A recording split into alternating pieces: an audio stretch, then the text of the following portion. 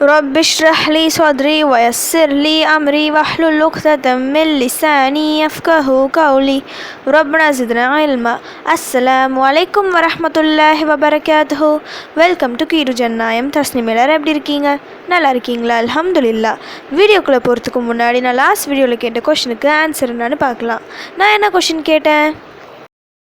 தாயின் வயிற்றுக்குள் எத்தனை இருள்களில் வைத்து குழந்தை படைக்கப்படுகின்றது? இதுக்கான ஆன்சர் 3.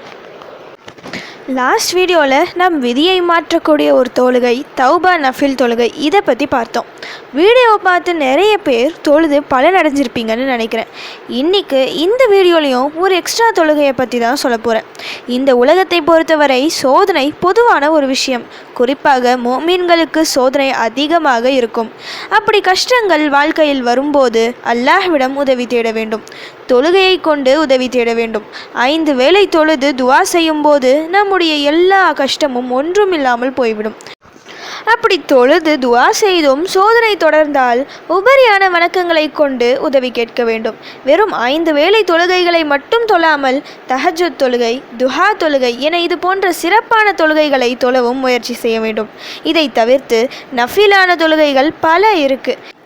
நாம் வைக்கும் நியத்தை பொறுத்து அது மாறுபடும். அல்லாஹ்விடம் பாவ மன்னிப்பு வேண்டி தொழுதால் அது தௌபா நஃபில் தொழுகையாக மாறிவிடுகிறது. அதை பற்றி தான் லாஸ்ட் வீடியோவில் பார்த்தோம்.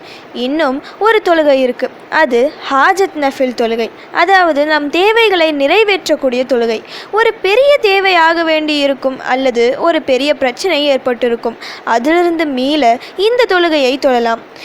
அந்த தேவையை மனதில் வைத்து உது செய்து அல்லாஹ்விற்காக ஹாஜத் நஃபில் தொழுகை என நியத் வைத்து ஒரு 2 ரக்காத் தொழலாம். 2 ரக்காத் என்பது குறைந்தபட்சம். 2 ரக்காத்தாக எத்தனை ரக்காத் வேணும்னாலும் தொழலாம். அப்படி தொழுது சுபஹானல்லாஹ் 33 முறை, அல்ஹம்துலில்லாஹ் 33 முறை, அல்லாஹு அக்பர் 34 முறை என நீங்கள் வழக்கமாக ஓதும் திக்ர்களை ஓதி பிறகு உங்கள் மனதில் உள்ள தேவையை சொல்ல வேண்டும். முடிந்தால் கேட்ட உடனே பதில் வரக்கூடிய சிறப்பான துவாக்களை ஓதலாம். ஓதி நல்லா துவா செய்ய வேண்டும். இதுபோல் செய்யும் போது நிச்சயம் உங்களுடைய ஹாஜத் நிறைவேறும். 5 வேளை தொழுகை என்பது அல்லாஹ்வால் கட்டளையிடப்பட்ட கடமையான தொழுகை. தொழுவது அனைவரின் மீது கட்டாய கடமை. ஆனால் உபரியான வணக்கம் என்பது நாம விரும்பி செய்வது.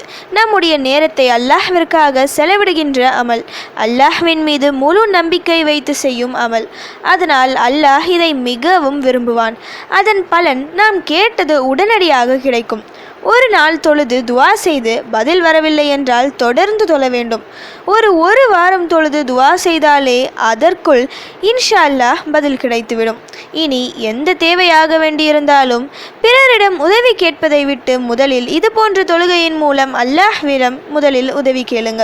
அல்லாஹ் சுப்ஹானஹு வ தஆலா நேரடியாகவோ மனிதர்கள் மூலமாகவோ எப்படியோ உதவி செய்வான். உங்களை மிக பெரிய ஆபத்திலிருந்து காப்பாற்றுவான். உங்கள் மனதில் உள்ள ஒவ்வொரு தேவையையும் நிறைவேற்றுவான். இந்த தொழுகை தொழுது உங்க வாழ்க்கை நீங்க எப்படி வாழணும்னு ஆசைப்பட்டீங்களோ அதை விட ஒரு படி மேலே போகுமே தவிர என்றும் கீழே போகாது. அல்லாஹ் தன்னை நம்பியவர்களை ஒருபோதும் கைவிட மாட்டான். ஓகே, இப்போ ஃபைனலி கொஷின் டைம். இவ்வுலகில் அமைக்கப்பட்ட முதல் பள்ளிவாசலுக்கும் 2வது பள்ளிவாசலுக்கும் இடையே எவ்வளவு காலம் இடைவெளி இருந்தது? இதுதான் இன்னைக்கான கொஷின். இதுக்கு உங்களுக்கு ஆன்சர் தெரிஞ்சால் ப்ளீஸ் கமெண்ட் பண்ணுங்கள். அப்படி இல்லைனா ப்ளீஸ் வெயிட் பண்ணுங்கள், நான் நெக்ஸ்ட் வீடியோ போஸ்ட் பண்ணுற வரைக்கும்.